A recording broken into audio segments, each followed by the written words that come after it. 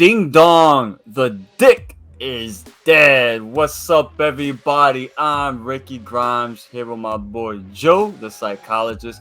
That's right, we are talking The Walking Dead. We're a little behind because we were on vacation, but we'll go into that a little bit later. But so far, we're 3 episodes in, and finally now we're starting to pick up. Let's get right into it. Joe, how are you, my friend? I am good. I'm good. Guys, sorry for the delay. First of all, celebrating my 50th birthday. So that was when we were out of town. And then we did Comic-Con. Yeah. So we haven't had a chance to film. Shit, I didn't even get a chance to watch the episodes until I got back.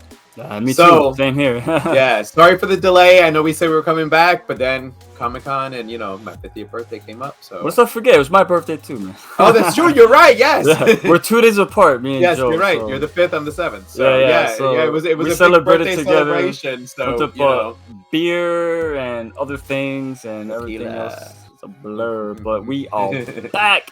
What we are going to be doing in this video, we're going to be discussing The Walking Dead. I believe is a lockdown, a new deal, and variant.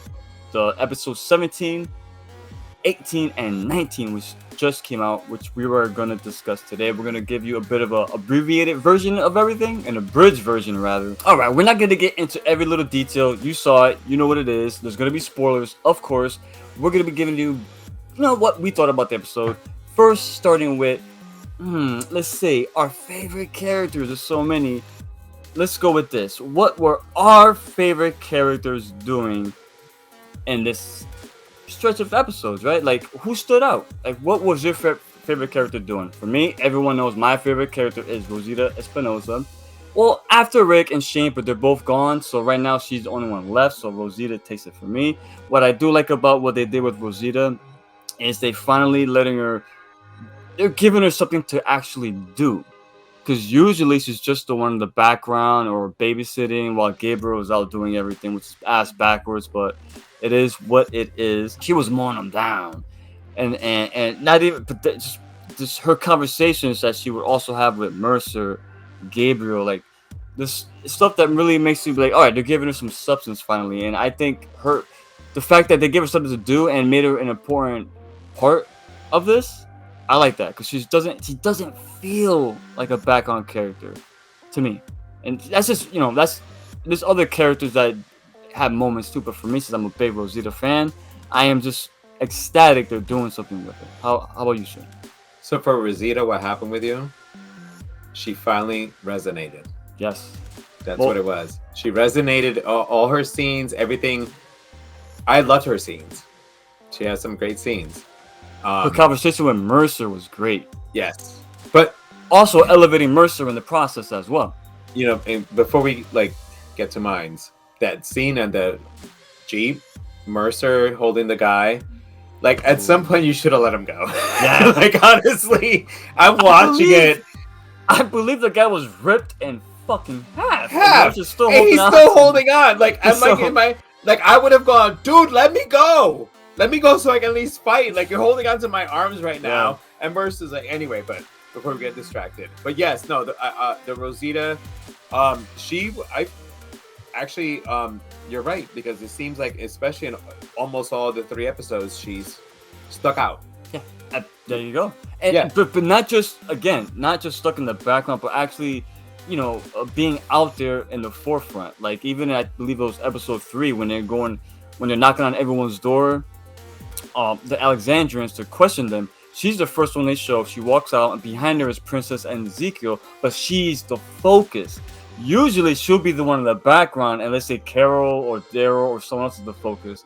And I dug that. I really do think that it's time for Rosita to shine. It sucks that it came at the end, but I am happy she is in the end because, of course, if you're a comic reader, you know that she's been gone. So. However, being in the forefront, sometimes in some shows, especially when it involves horror, that means that a fate is coming up for you.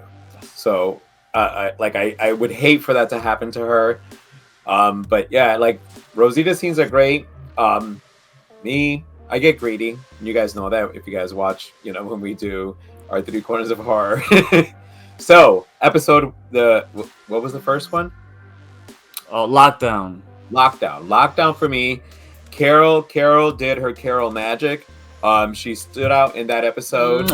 Yes. I wish we could have seen the conversation with Pamela.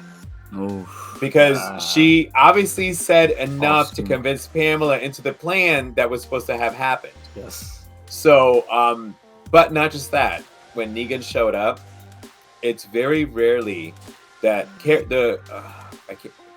McBride. What's her first name? Melissa McBride. She's played Carol so well through the years. When she opened the door and Negan was there and she smiled, she was happy. She was so happy to see Negan there and seeing their interactions. That was my favorite part of the episode. The next episode was which one? A New Deal. A New Deal. So Max, give her flowers. Give Max her flowers.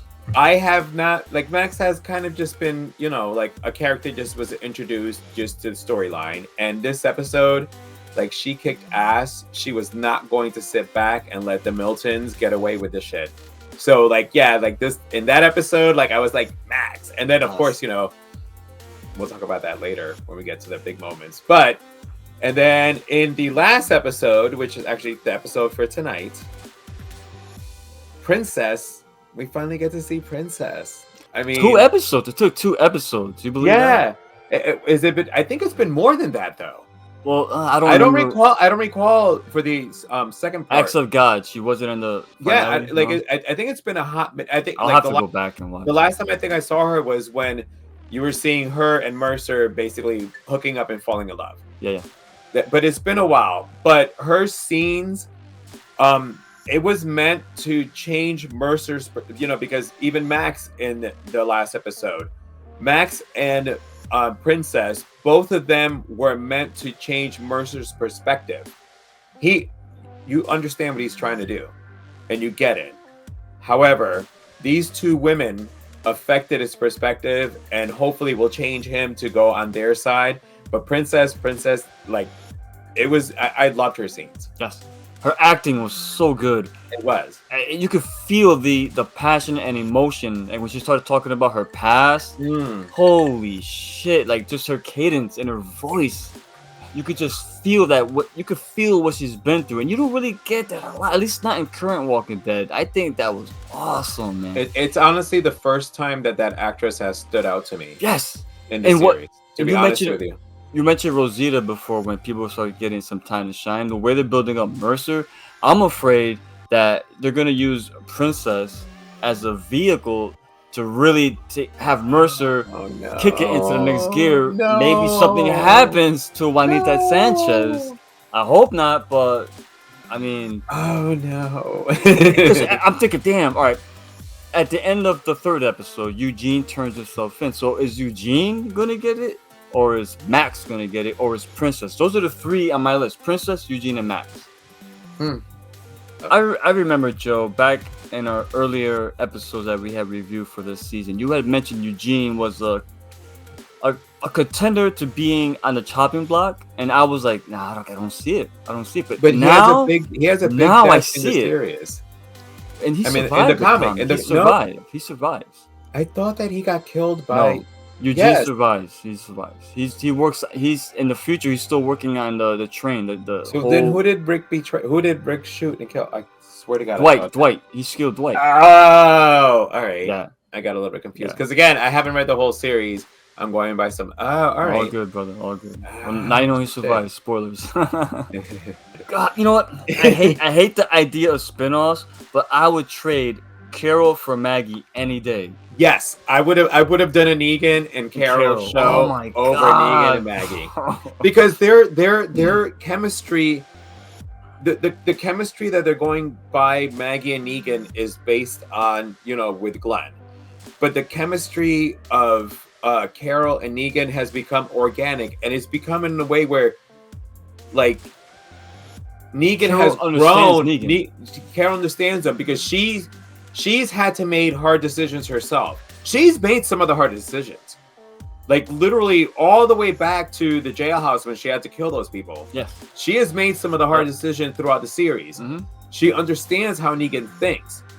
you know, she doesn't go violently the way he does. You know, Carol's like, you know, she's that bitch is badass. Yeah. As I'm saying, like her way is different, but that when he said all that, like it was like we get each other. Yeah. Pretty much. Their scenes were great. I yes. I want more. The New York series should have been Carol and Negan. Pause, because we all cheer for big bottles of beer. Salute. I got margarita, but Joe, let me ask you, Joe. We're talking 3 episodes. Normally, we don't do this because we don't want to miss anything. But right now, we're just touching on important stuff. What was your most standout moment for you that really made you say, like, okay, now shit is starting to heat up? What say you? For me, in Lockdown, I like the end. Daryl and Lance, the group's finally like, you know, Daryl, they set up the trap. You know, you have the guy, the zombie or the walker all tied up. Don't say the Z word. I know. That's why I stopped. That's why I went walker. So yeah, when you got to that scene, and basically you knew that our gang was outnumbered. However, they had Lance with a knife on his neck, but then Pamela showed up. And then for me, that kind of let me know that the show was going to take a little bit different turn from what again, I didn't read all the comics. I know that Rick did. I'll get there, but I have read up stuff. So I kind of know some of the stuff that's going on. So this changes the whole angle of the way the show is going to go. But the cat and mouse chase in that episode completely paid off. And the New Deal, finally that dickhead Sebastian got it. That was fucking awesome. Even though I thought that Max was gonna get hit, I really thought. So did I. I thought that they were gonna fuck us up because some fucking Google News had showed about a death, and they had the guy that plays Sebastian's picture, and I'm like, oh, this is the episode he dies. Oh, but spoiled. I got spoiled, and I didn't even read it. I'm like scrolling, and they said death, and the picture was there. That's what you get for going on vacation. Watching the episode, like I thought that Max was gonna get it, but yes, seeing him die, it was worth the wait. And in the episode that came out tonight, Variant, Eugene turning himself in, you know, again, I've never been a Eugene fan. Didn't like his character. Always knew that he was going to be shady, and then he turned out to be a liar. So again, but he did a great job in that episode. Him turning himself in is another one where I said he's going to die, but I thought he was going to die a different way. So, you know, now is he going to be like the sacrificial, or what did she say that she wanted? An example. An example. Is she going to be the example, you know? So, but I loved, and then when he put up his hands to try to fight Daryl, the way Daryl was looking at him was kind of like, dude, one punch, I'm gonna knock you out. Daryl made that scene for me. He was just like, he just stood there, and his face just looked, because it was, if you look, just even he did a couple of movies, he's like, really? Yeah. Like, we're gonna, yeah. But yeah, those were my 3 for the last 3 episodes. Yeah, out of the 3, Variant by far is my favorite episode. The big moment you said with now Sebastian. Do you know how his story ends in the comics? Well, he's the one that actually kills Rick. Say no more. So I'll be honest, man. I was not happy with his death because I think his character, the fact that he killed Rick, I did like it in the comic that Rick wasn't taken up by a walker. He wasn't taken up by Negan, the governor, or one of the cannibals. He was taken up by some random schmuck, just like that, which it can happen in real life. You know what I mean? And it gave Rick's death more of a, like, damn, what a waste. But it's realistic. And I think Sebastian could have did something like that in the series. Maybe not Rick because he's not there, but the fact that now he's gone, it takes away so much of that story. But at the same time, I'm optimistic because now it opens it up to something. It's gonna be Pamela. But I'm worried because we're 3 episodes in, and this is what I was worried about. 3 episodes in out of the last 8, and in my opinion, it's still early, but I don't sense urgency. It does not feel like the final season or the final 8. You didn't get that? No, it still feels like regular Walking Dead. It's slow paced. It's still too much talking, in my opinion. Still, nobody's dying. I mean, there's so many characters. Now, this is my example. Oceanside. We haven't seen them since when Actor got. They're still talking about them, and they still haven't got there yet. So, come on, like that's unacceptable. So, I think what they're doing is that Pamela is going to go psycho, apeshit nuts, and be the protagonist. Like she's I think that I think these episodes are setting her up. See, I don't think. I don't. I'm sorry, go. No, but no, because like even with her going to Lance, like it's her going to like below what she wants to do. Yeah. But we're seeing that she's willing to go below what she wants to do. This is awesome. When they thought the Whisperers were back and they were behind all the smart walkers, and Aaron grabs that one walker who opens the doorknob, knocks him down, and he tries to rip his face off, thinking it's a mask. Or he tries to rip the mask off, but he rips the walker's face off, and you see all the skeletal, the muscle, and the bone, and they're like, "Holy shit, this is a fucking walker!" Yeah. And he just climbed up, and the whatever the balcony where they were at, attacks Jerry, and they're like, "What the fuck?" And I love that. That is such a good direction to go in because now, Aaron said, "I've heard of walkers." Yeah. That can do these things. It's amazing because they did that shit in the first season, and they never went back to it ever. Because that's what he meant by that. I heard of walkers. Guess who told him that? Rick. Rick. Yeah. Remember, Rick was the one that saw walkers climbing the fence and opening doors. Remember that? So that's the first. Without saying Rick's name, that's the first. Other than Daryl having Rick's Python, which is another nice touch in the episode. Lockdown. Closing thoughts, Joe. What you got? I can't wait for the next couple episodes, honestly. Yes, 100%. I have enjoyed the last 3 episodes. You're probably more than me, honestly. I was a little oh, man. Well, here's the thing. To be able to say that about The Walking Dead, because there's so many filler episodes, I have enjoyed the last 3. Maybe because I got back from vacation and I had to watch, the first 2, and then just, what was it, the other day, watched the next one, or this morning, watched Variant. But I'm enjoying them. Yeah. Yes, there's a little bit filler in there, but the thing is, I think that the fillers is meant to push the storyline forward. So maybe, how about this? Maybe the last couple episodes were to help push it forward to get to what you want to see.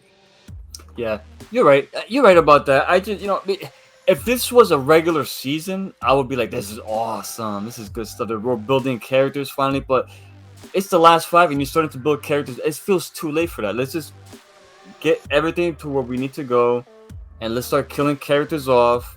Let's start putting people in danger again.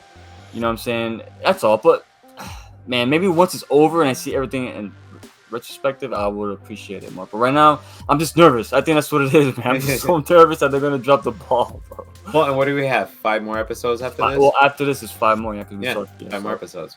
One last thing. They did, and I like this. I love this, actually. Set up a little foreshadowing when Jerry and Aaron, Elijah, and what's her name? Oh my God, Lydia. Lydia. They discover Kingdom 2.0. Yep. And Aaron tells Jerry, Jerry tells Aaron, "Oh, maybe we could get King Ezekiel back." And Aaron's like, "You know what? King Jerry. And Queen, what's her name? His girl is what? Mira? Nebula, something like that. Yeah. I apologize. Me too. I like her character, but she's not in there enough for me to remember her name. No, but I did like that part.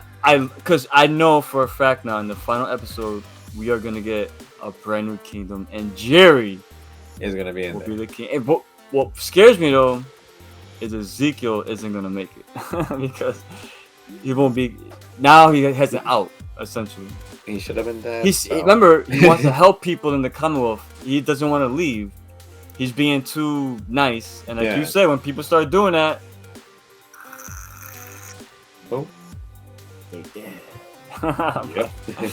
All right, I'm all set. Everything I had to say, I'm good. Joe, what you got? That's about it. That's it. So Guys, next week, thank you for joining us. Next week, we will return with episode, holy shit, episode 20. I'd never said that for a Walking Dead. Episode 20 for The Walking Dead. I don't do trailers. I don't read. I don't know the title. I lied. I did see the trailer because it came right after the episode. I was so into it. I had to keep watching. But yeah, I did see it. And it you does don't look do good. trailers. Hey, since I read the comic, I could look at trailers for Walking Dead because technically I know, not everything, but yeah, that's gonna do it. I'm Ricky Grimes. Don't get bit. Stay scared. Destiny's devils be savages, slim than chance with the averages. Sinning on the low like you added slick. Darkness make you disappear like a magic trick. Put up to the table, come down and sit. These devils try to tie you the crown with it. Now you surrounded by counterfeits, trying to chop you up into 1,000 bits.